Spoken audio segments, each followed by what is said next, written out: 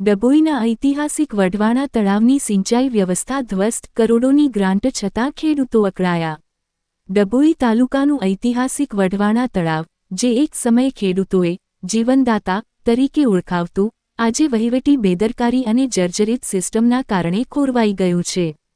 ગાયકવાડી શાસન દરમિયાન 100 વર્ષ પહેલાં નિર્માણ થયેલું આ વિશાળ તળાવ આશરે 16 કિલોમીટર વિસ્તારમાં ફેલાયેલું છે અને 32 ગામોના હજારો ખેડૂતો માટે સિંચાઈનું પ્રાથમિક સ્ત્રોત રહ્યું છે। તળાવથી પાણી પહોંચાડવા માટે બનાવેલી 4 મુખ્ય કેનાલો હાલ તૂટી પડી રહી છે। ઘણી જગ્યાએ કેનાલોની દિવાલો ધરાશાયી થઈ ગઈ છે, જેના કારણે પાણી મોટા પાયે બગડી રહ્યું છે। કેનાલોમાં ગંદકી અને જંગલી વેલાનો કબજો હોવાથી પાણીનો પ્રવાહ લગભગ બંધ છે।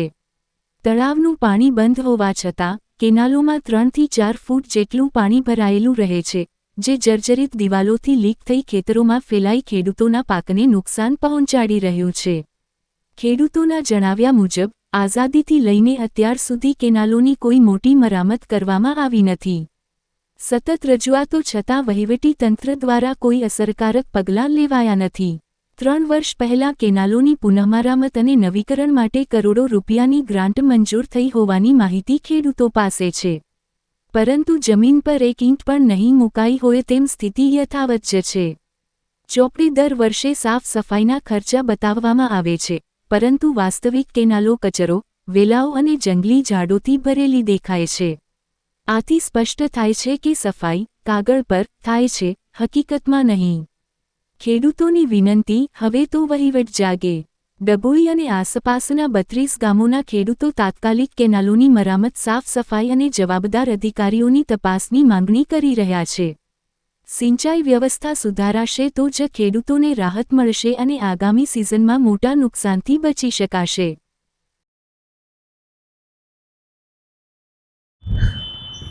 ડભોઈ તાલુકાના વઢવાણા ગામે જે 100 વર્ષ જૂનું વઢવાણા તળાવ આવેલું છે, સિંચાઈ તળાવ, તેમાં 5 કેનાલ આવેલી છે, જેમાં એક પણ કેનાલની મરમ્મત કરેલ નથી અને છેલ્લા 5 વર્ષથી એ લોકો કે પ્રોજેક્ટ પાસ થઈ ગયો છે, પણ આ કેનાલની એકદમ જર્જરિત હાલત છે અને એની પાણી બહાર નીકળવાને બદલે ખેતરમાં હજુ પણ આવે છે અને કચરું એટલું બધું અંદર ઉગી ગયું છે કે પાણીનો ઠેલાવો જ થતો નથી, એનો નિકાલ પણ નથી।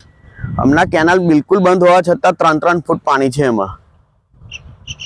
આ પ્રોજેક્ટ કઈ મંજૂર થયો તો કેટલા વર્ષ થયા? એ મંજૂર થયા 4 થી 5 વર્ષથી આ અધિકારી કે છે અને અમે જે જૂના અધિકારી ત્યાં બધા રિટાયર થઈ ગયા છે અને નવા અધિકારી કોઈ મૂક્યા નથી। તે જૂના હમણાં રિટાયર થયેલા માણસો અહીંયા આગળ 200-300 રૂપિયા રોજે એ લોકો રાખે છે।